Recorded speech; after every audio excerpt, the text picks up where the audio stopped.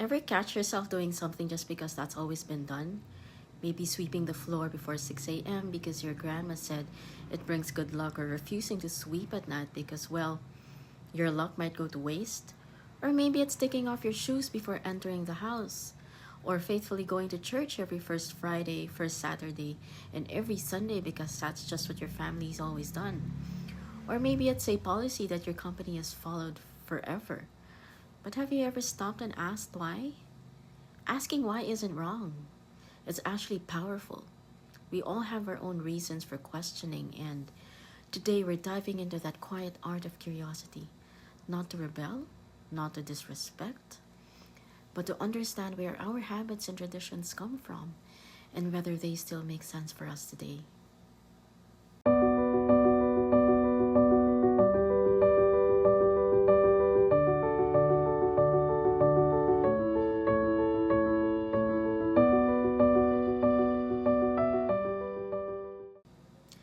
Hi everyone, welcome to the second part of a series in self-awareness and curiosity with me, Marie Crisostomo, and how we learn the difference between blind obedience versus obedience with awareness. Not every why is an act of defiance.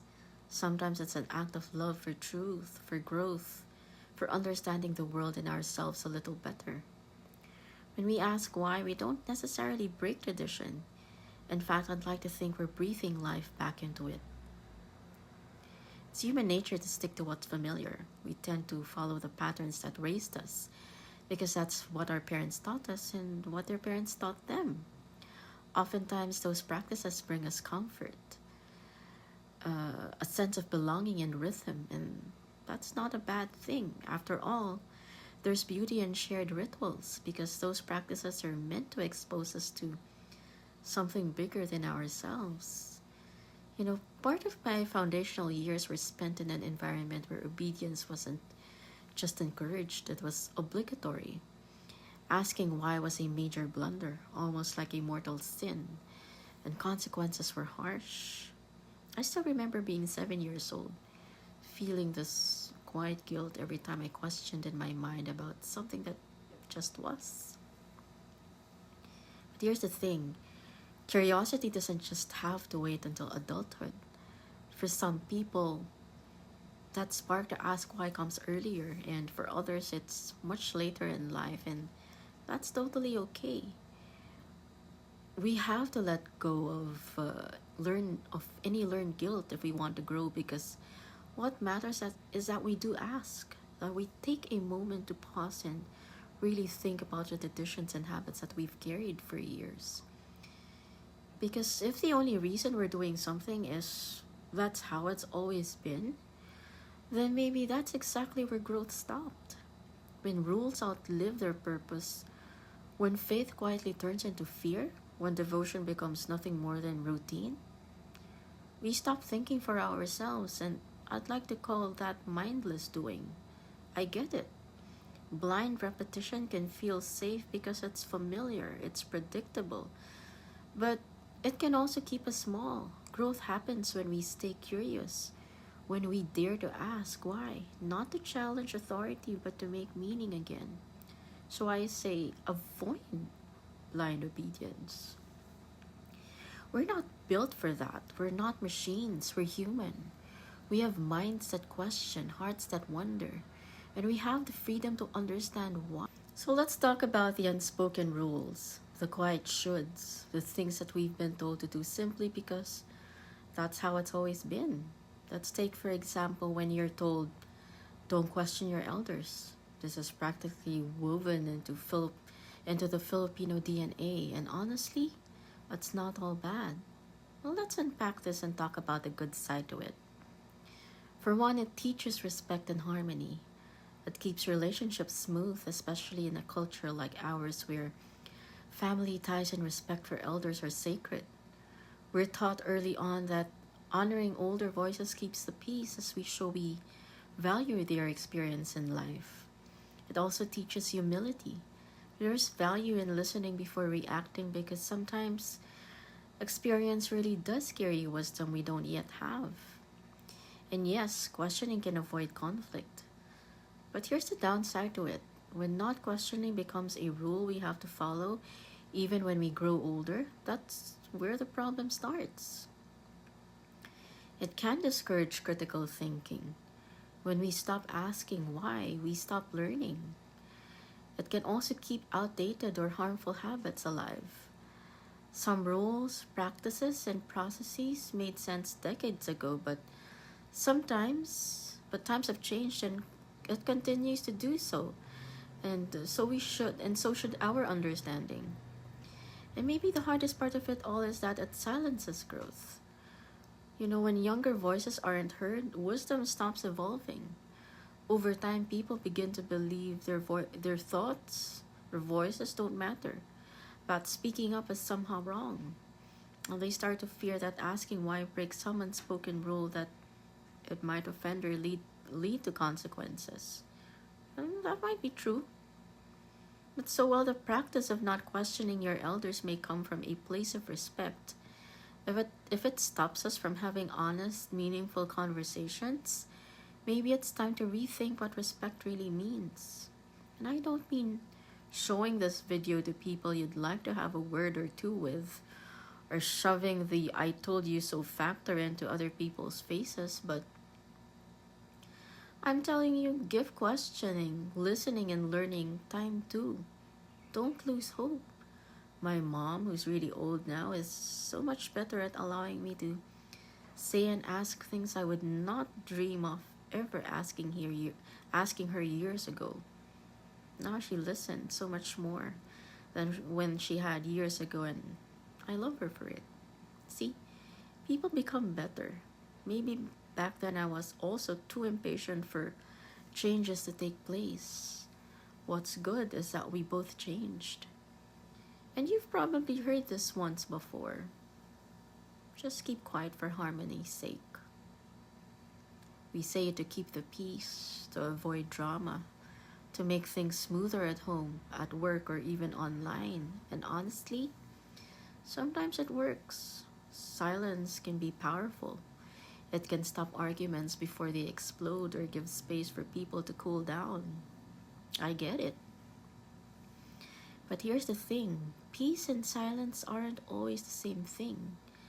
I get it when choosing silence over talk works or over arguments work.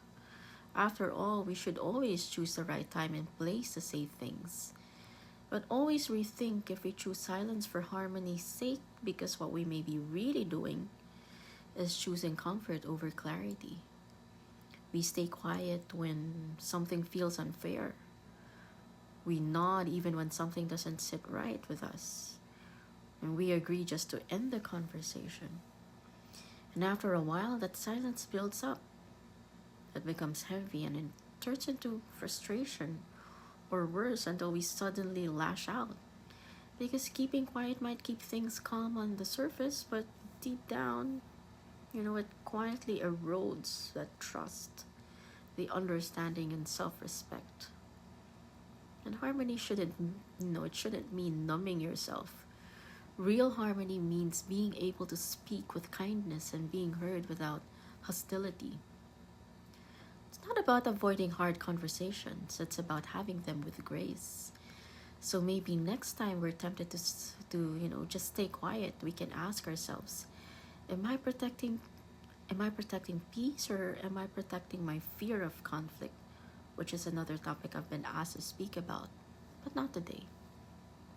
You see, true harmony doesn't come from silence. Speaking up doesn't mean we have to shame someone. It doesn't mean airing our woes in public. When our thoughts and feelings come from a place of honesty, when spoken gently and done at the right time and place, imagine how much healing and better understanding and real connection we could create.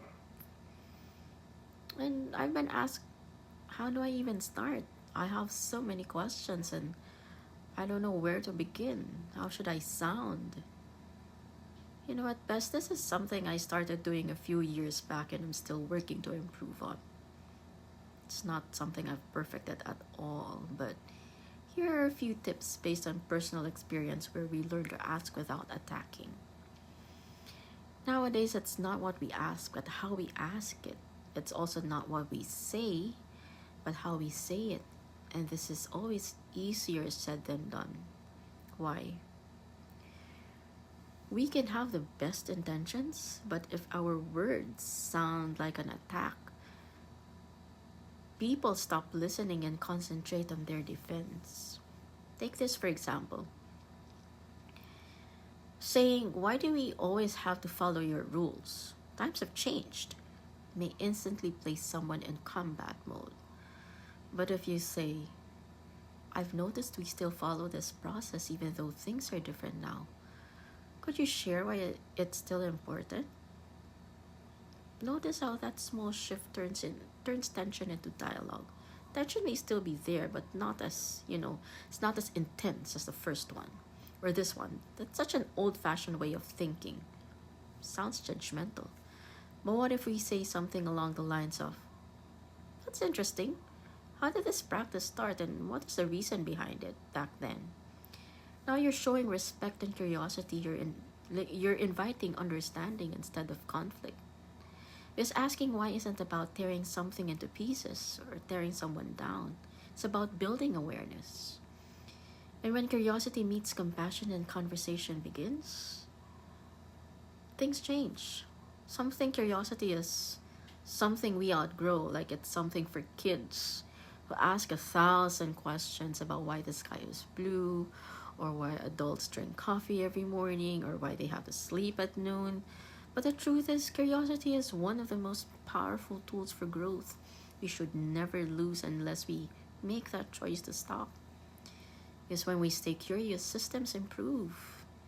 Because we start seeing what could work better instead of settling for "this is how it's always been." Innovation, after all, is just curiosity with persistence. In relationships deepen too. When you ask questions, real thoughtful ones like, "Why does this contribute to the company's overall success?" Or how did you see it back way then? How do you see it now? When it invites people to analyze, you're no longer just hearing someone, you're understanding them. And then there's the quiet magic that happens within us, one of self-awareness. Every why we ask the world often leads to a deeper, "Who am I becoming?" Curiosity turns inward. It helps us check in with ourselves, our beliefs, our choices, our growth. So as you end today, give yourself the gift of reflection. Just a few quiet minutes. That's all it takes. Pick one habit, one rule, one process, one belief you follow every single day and ask yourself, where did this come from? Who benefits from it being done this way? And you might be surprised by what you uncover. You can write it down, sit with it. Then when you're ready, talk about it with someone who listens without judgment, or maybe share it in a space where curiosity is welcome. Because sometimes change doesn't start with revolution. It starts with awareness, with one brave question, with one honest conversation that dares to ask, does this still make sense today?